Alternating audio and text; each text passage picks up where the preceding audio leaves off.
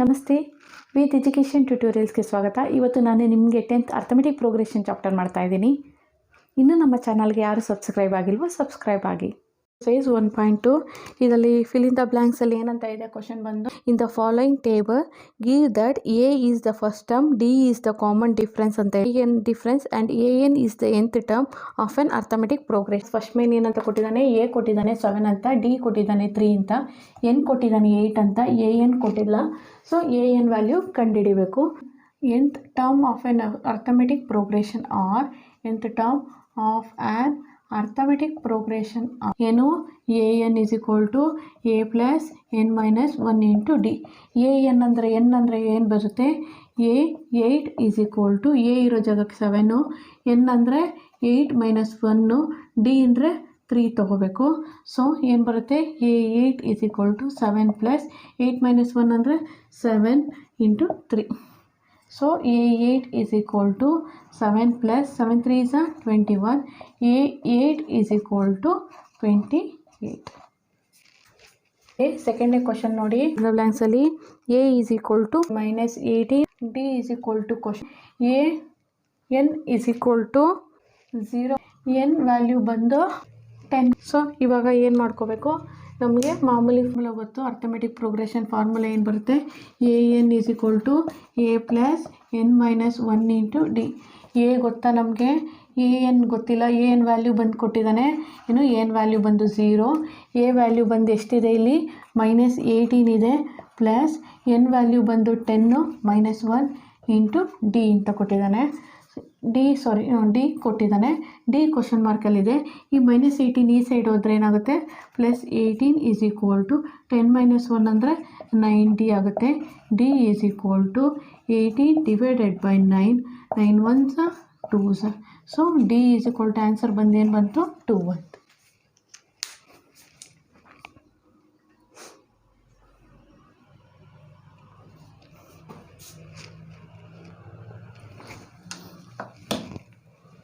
Next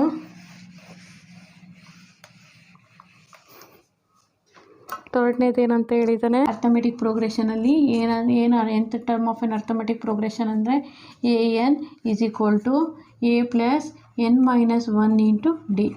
A n ಅಂದರೆ a n ಏನು ಬಂದಿದೆ ಇಲ್ಲಿ ಮೈನಸ್ 5 ಬಂದಿದೆ, is equal to A plus n ಅಂದರೆ ಏನಿದೆ ಇಲ್ಲಿ 18 ಮೈನಸ್ 1 ಇಂಟು ಡಿ ಅಂದರೆ ಏನಂತ ಇದೆ ಇಲ್ಲಿ ಮೈನಸ್ 3 ಇದೆ. So minus 5 is equal to A plus 18 minus 1 ಅಂದರೆ 17 ಮೈನಸ್ 3 ಇಂಟು ಅಂತ ಇರುತ್ತೆ ಅಂತ ತಿಳ್ಕೊಬೇಕಿಲ್ಲಿ.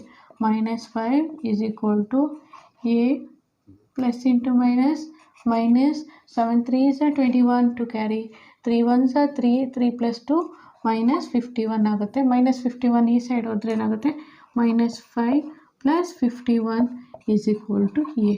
ಎಷ್ಟು ಬರುತ್ತೆ ಹಂಗಾರೆ ಇದರಲ್ಲಿ 46 is equal to A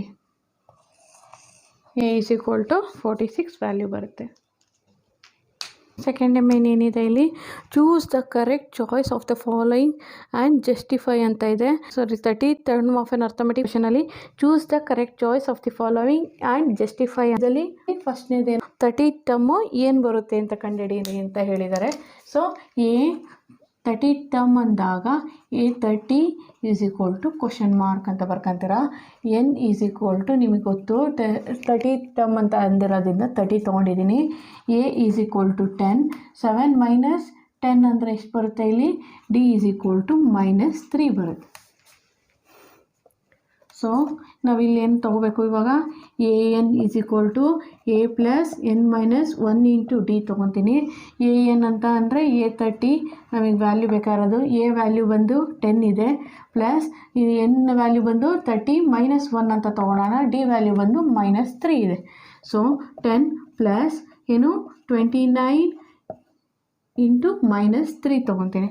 so 10 plus into minus 3 9s 27 to carry 3 1s 3 2s 6 6 plus 3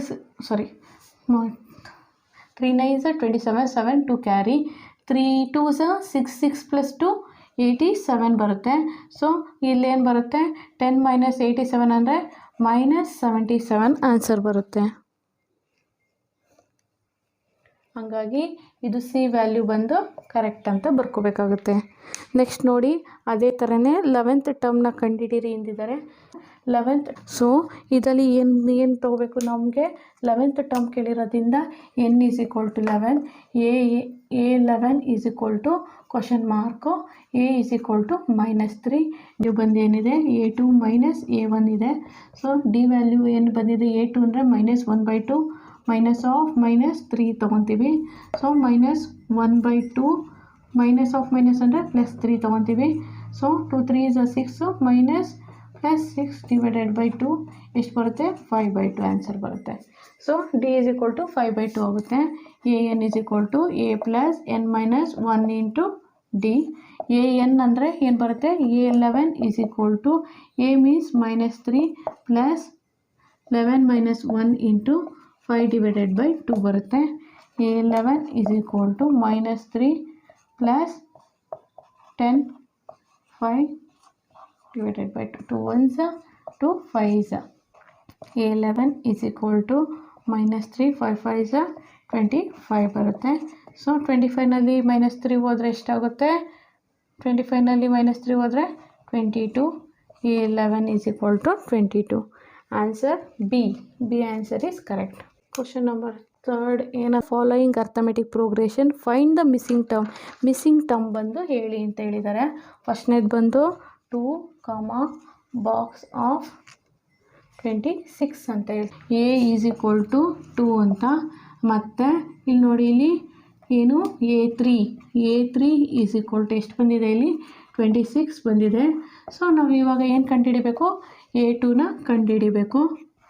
ನಮಗೆ ಗೊತ್ತು ಏನು a3 = ನಾವೇನಂತ ಬರಿಬೋದು a + 2d ಅಂತ ಬರ್ಕೋಬೋದಾ, ಏನೋ a + 2d ಅಂತ ಬರ್ಕೋಬೋದಾ. ಸೊ ಇವಾಗ ನೋಡಿ, ಇಲ್ಲಿ a3 ವ್ಯಾಲ್ಯೂ ಬಂದು ಏನು ಬಂದಿದೆ, ಇಲ್ಲಿ a3 ವ್ಯಾಲ್ಯೂ ಬಂದು 26 ಬಂದಿದೆ, 26 ಬರ್ಕೊತೀನಿ. a ವ್ಯಾಲ್ಯೂ ಬಂದು 2 ಬಂದಿದೆ, 2 ಬರ್ಕೊತೀನಿ, + 2d ತೊಗೊತೀನಿ. ಈ ಸೈಡ್ ಬಂದರೆ 26 - 2 = 2d ತೊಗೊಂಡೋಣ. 26 - 2 ಅಂದರೆ ಎಷ್ಟು ಬರುತ್ತೆ 24 = 2d. d = 24/2 2 1s 2 12s. D value ಬಂದು 12 ಬಂತು. ಹಂಗಾರೆ ನಮಗೆ a2 ವ್ಯಾಲ್ಯೂ ಬಂದು ಏನು ಬರುತ್ತೆ, a + d ತೊಗೋಬೇಕು. a ವ್ಯಾಲ್ಯೂ ಬಂದು ಎಷ್ಟಿದೆ, ಇಲ್ಲಿ 2 ಇದೆ. ಡಿ ವ್ಯಾಲ್ಯೂ ಬಂದು ಎಷ್ಟಿದೆ, ಇಲ್ಲಿ 12 ಇದೆ. ಸೊ 12 + 2 ಅಂದರೆ ಎಷ್ಟು ಬರುತ್ತೆ 14 ಬರುತ್ತೆ. ಹಂಗಾರೆ a ವ್ಯಾಲ್ಯೂ ಬಂದಾಯಿತು. ಏನು a2 ವ್ಯಾಲ್ಯೂ ಬಂದು ಏನು ಬರುತ್ತೆ 14 ಬರುತ್ತೆ. ಸೆಕೆಂಡ್ ಏವಂತೆ ಬಾಕ್ಸ್ 13 ಬಾಕ್ಸ್ 3 ಈ ಥರ ಇದೆ. ಇದು ಫಾರ್ಮೇಷನ್ ಬಂದು ಏನಂತ ಇದೆ, ಇದು a2 ವ್ಯಾಲ್ಯೂ ಗೊತ್ತು ನಮಗೆ, a2 ಗೊತ್ತಾಯಿತು, a4 ಗೊತ್ತಾಯಿತು. ಇಲ್ಲಿ ತೊಗೊಳ್ಳೋಣ. ಇಲ್ಲಿ a2 = a + d ಅಂತ ಗೊತ್ತು ನಮಗೆ. ಏನು a2 = a + d. ಹಾಗಾದ್ರೆ a + d = ಏನು ಬಂತು 13 = a + d ಅಂತ ಬರ್ಕೊಳ್ಳೋಣ. ಇದನ್ನು ಹಿಂಗೆ ಫಾರ್ಮೇಷನ್ ಮಾಡೋಣ. a + 3d = ಎಷ್ಟು ಬರುತ್ತೆ 3 ಬರುತ್ತೆ. a ವ್ಯಾಲ್ಯೂ ನಮ್ಗೆ ಗೊತ್ತಿಲ್ಲ, a + d ಅಂತ ತೊಗೊಂಡು + 2d ಅಂತ ಮಾಡ್ಕೋಬೋದಾ. ಓಕೆ, 2d ಅಂದರೆ a + d ಅಂದರೆ ಎಷ್ಟಿದೆ, ಇಲ್ಲಿ 13 ಇದೆ. a + d ಅಂದರೆ ಎಷ್ಟಿದೆ, ಇಲ್ಲಿ 13 ಇದೆ. 13 + 2d = 3. 2d = 3 - 13 ತೊಗೊತೀವಿ. 2d = ಎಷ್ಟು ಬರುತ್ತೆ 13 ಬರುತ್ತೆ, -10 ಬರುತ್ತೆ. -10/2 ತೊಗೊತೀನಿ. d = ಎಷ್ಟು ಬಂತು -5 ಬಂತು. ಹಂಗಾದರೆ ನಮಗೆ a ಫಸ್ಟ್ನೇ ವ್ಯಾಲ್ಯೂ ಗೊತ್ತಾಗುತ್ತಾ. ಹಂಗಾರೆ ನೋಡೋಣ, a + d = 13 ಅಂತ ತೊಗೊಂಡ್ರೆ a + d ಇರೋ ಜಾಗಕ್ಕೆ -5 = 13 ತೊಗೊತೀನಿ. a = 13 + 5 ಅಂತ ತೊಗೊಳ್ಳೋಣ. a = ಎಷ್ಟು ಬಂತು 18 ಬಂತು. ನೆಕ್ಸ್ಟ್ ನೋಡಿ, ಇದನ್ನು ತೊಗೊತೀನಿ. ಇದರಲ್ಲಿ ಏನಿದೆ, ಇಲ್ಲಿ 13 ಅಂತ ಇದೆ ಅಲ್ವಪ್ಪ. ಯಾವುದು a 13 ಇರೋದು, a + d = 13 ಅಂತ ಇದೆ ನೋಡಿ. ಇಲ್ಲಿ a2 a3 a3 = a + ಎಷ್ಟು ಬರುತ್ತೆ, ಎಷ್ಟು ಡಿ 2D ಬರುತ್ತೆ. ಏನರ ವ್ಯಾಲ್ಯೂ ಬಂದು ಎಷ್ಟಿದೆ, 18 ಇದೆ, ಪ್ಲಸ್ 2 ಇಂಟು ಡಿ ಅಂದರೆ -5 ಇದೆ. So 18 - 10 is equal to 8. ಹಂಗಾರೆ A3 ವ್ಯಾಲ್ಯೂ ಬಂದು ಎಷ್ಟು ಬರುತ್ತೆ, 8 ಬರುತ್ತೆ. ಮೂರನೇ ಕ್ವಶನ್ ಬಂದು ಏನಂತ ಇದೆ ಇಲ್ಲಿ, 5, ಬಾಕ್ಸ್ 9 to 1/2 ಈ ಥರ ಫಾರ್ಮೇಷನ್ ಇದೆ. ಇದನ್ನು ನಾವೇನು ತೊಗೋಬೇಕು, A ಈಸ್ ಈಕ್ವಲ್ ಟು ನಮಗೆ ಗೊತ್ತಾಯಿತು, A ಈಸ್ ಈಕ್ವಲ್ ಟು 5. ಹಾಗಾದರೆ A1, A2, A3, A4 ತೊಗೊಳ್ಳೋಣ. A4 ಈಸ್ 9 1/2 ಇದೆ. ಈ 9 1/2ನ ಈ ಫಾರ್ಮೇಷನಲ್ಲಿ ಮಿಕ್ಸ್ಡ್ ಫ್ರ್ಯಾಕ್ಷನಲ್ಲಿದೆ. ಇದನ್ನು 2 9s 18, 18 + 1 19 /2 ಮಾಡ್ಕೊಳ್ಳೋಣ. A4 ಈಸ್ ಈಕ್ವಲ್ ಟು 19 /2 ಆಗುತ್ತೆ. A4 ಅಂದರೆ ಫಾರ್ಮೇಷನ್ ಏನು ಬರುತ್ತೆ, A + 3D ಫಾರ್ಮೇಷನ್ ಬರುತ್ತೆ. A4 ಅಂದರೆ ಎಷ್ಟಿದೆ ಇಲ್ಲಿ, 19 /2 ಇದೆ. A ಬಂದು ವ್ಯಾಲ್ಯೂ ಬಂದು ಎಷ್ಟಿದೆ ಇಲ್ಲಿ, 5 ಇದೆ, ಪ್ಲಸ್ 3D ತೊಗೊಳ್ಳೋಣ. ಇಲ್ಲೇನು ಬರುತ್ತೆ, ಇದು ಸೆಟ್ ತೊಗೊಂಡ್ರೆ 19 /2 - 5 ಈಸ್ ಈಕ್ವಲ್ ಟು 3D ತೊಗೊತೀವಿ. ಇಲ್ಲಿ 5 2s 10 ಬರುತ್ತೆ. 19 - 10 /2 ತೊಗೊತೀವಿ is equal to 3D. So 19 - 10 ಅಂದರೆ ಎಷ್ಟು ಬಂತು, 9/2 is equal to 3D. Next D is equal to ಏನು ಬರುತ್ತೆ, 9 /2 into 3, 3 1s 3 3s. So D is equal to ಎಷ್ಟು ಬಂತು, 3/2. So A2 is equal to A + D ಅಂತ ತೊಗೊತೀನಿ. A ಇರೋ ಜಾಗ +5 ಪ್ಲಸ್ ಏನು ಬರುತ್ತೆ ಇಲ್ಲಿ, 3/2 ತೊಗೊತೀವಿ. 2 5s 10, 10 + 3 /2 ತೊಗೊತೀವಿ.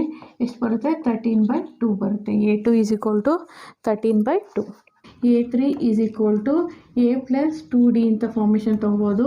ಏನು ಎಷ್ಟಿದೆ ಇಲ್ಲಿ,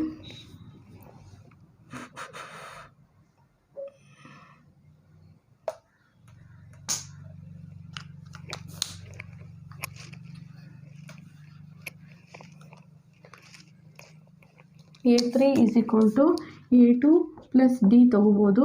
A2 ವ್ಯಾಲ್ಯೂ ಏನಿದೆ ಇಲ್ಲಿ, 13 /2 ಪ್ಲಸ್ 3D ವ್ಯಾಲ್ಯೂ ಬಂದು 3 /2. 2 LCM ತೊಗೊಳ್ಳೋಣ. ಏನು 13 + 3 ತೊಗೊತೀನಿ. ಎಷ್ಟು ಬರುತ್ತೆ, 16 /2. 2 1s 2 8s. ಹಂಗಾರೆ ಆನ್ಸರ್ ಬಂದು ಎಷ್ಟು ಬರುತ್ತೆ, 8 ಬರುತ್ತೆ. ಆನ್ಸರ್ ಬಂದು 8 ಬಂತು. ನೆಕ್ಸ್ಟು D ವ್ಯಾಲ್ಯೂ ಬಂದು ಇಷ್ಟು ಬಂದರೆ, A2 ವ್ಯಾಲ್ಯೂ ಬಂದು ಎಷ್ಟು ಬಂತು, A2 ವ್ಯಾಲ್ಯೂ ಬಂದು 13/2 ಬಂತು. ಕ್ವಶನ್ ನಂಬರ್ 4 ಏನು, ಇದರಲ್ಲಿ A ವ್ಯಾಲ್ಯೂ ನಮಗೆ ಗೊತ್ತು. A ವ್ಯಾಲ್ಯೂ ಬಂದು 3 ಇದೆ. ಮತ್ತು D value is equal to A2 - A1 ತೊಗೊಳ್ಳೋಣ. A2 ಅಂದರೆ 8 - 3 ತೊಗೊತೀನಿ, ಹಂಗಾರೆ 5. D ವ್ಯಾಲ್ಯೂ ಬಂದು 5 ವ್ಯಾಲ್ಯೂ ಇದೆ. ಮತ್ತು ನಮಗೆ ಲಾಸ್ಟ್ ಟರ್ಮ್ ಅಂತಂದರೆ ನಮಗೆ ಗೊತ್ತು, L ಅಂತನಾದ್ರು ತೊಗೋಬೋದು, N ಅಂತನಾದ್ರು ತೊಗೋಬೋದು. So AN is equal to 78 ಅಂತ ತೊಗೊತೀವಿ. ನಮಗೆ AN ಅಂತ ಕೇಳ್ತಿದ್ದಾನೆ, ಆರ್ಥಮೆಟಿಕ್ ಪ್ರೋಗ್ರೆಷನ್ ಯಾವ ಟರ್ಮ್ ಬಂದು ಮೀನ್ಸ್ N ವ್ಯಾಲ್ಯೂ ನಾವು ಕಂಡುಹಿಡಿಬೇಕು. So AN is equal to A + N - 1 into D ತೊಗೊಳ್ಳೋಣ. AN ಅಂದರೆ ಎಷ್ಟಿದೆ ಇಲ್ಲಿ, 78 is equal to A means 3 plus N - 1 ನಮಗೆ ಗೊತ್ತಿಲ್ಲ, N ವ್ಯಾಲ್ಯೂ ಗೊತ್ತಿಲ್ಲ. ಸೊ N - 1 ಅಂತ ಹಂಗೆ ಬಿಡ್ಕೊಡೋಣ. D ವ್ಯಾಲ್ಯೂ ಬಂದು 5 ಇದೆ, 5 ಬರ್ಕೊತೀನಿ. ನೆಕ್ಸ್ಟ್ ನೋಡಿ ಇಲ್ಲಿ 78, ಇದನ್ನ ಈ ಸೈಡ್ ತೊಗೊಂಬರ್ತೀನಿ. 78 - 3 is equal to N - 1 into 5 ಅಂತ ತೊಗೊತೀನಿ. 78 - 3 ಅಂದರೆ ಎಷ್ಟು ಬರುತ್ತೆ, 75 ಬರುತ್ತೆ. Is equal to N - 1 into 5 ತೊಗೊತೀನಿ. ಈ 5ನ ಡಿನಾಮಿನೇಟರ್ಗೆ ಹಾಕ್ತೀನಿ. So 75 / 5 is equal to N - 1. Okay, 5 1s 5, 5 1s 5 5s 25. ಹಂಗಾರೆ 15 ಈಸ್ ಈಕ್ವಲ್ ಟು N - 1 ಬರುತ್ತೆ. ಸೊ ಇಲ್ಲಿ -1 ಇದ್ದಿದ್ದು ಈ ಸೈಡ್ ಬಂದರೆ 15 ಇವಾಗ +1 ಆಗುತ್ತೆ, N ಬರುತ್ತೆ. 15 + 1 ಅಂದರೆ 16 ಈಸ್ ಈಕ್ವಲ್ ಟು N. ಹಂಗಾರೆ N ವ್ಯಾಲ್ಯೂ ಬಂದು 16. ನಮ್ಮ ಮಿಕ್ಕಿರೋ ಪ್ರಾಬ್ಲಮ್ಸನ್ನು ನೆಕ್ಸ್ಟ್ ವಿಡಿಯೋದಲ್ಲಿ ಶೇರ್ ಮಾಡ್ತೀನಿ. ನಿಮಗೆ ನನ್ನ ಪಾಠ ಇಷ್ಟ ಆಗಿದ್ದಲ್ಲಿ ಲೈಕ್ ಮಾಡಿ, ಶೇರ್ ಮಾಡಿ, ಸಬ್ಸ್ಕ್ರೈಬ್ ಆಗಿ. Thank you.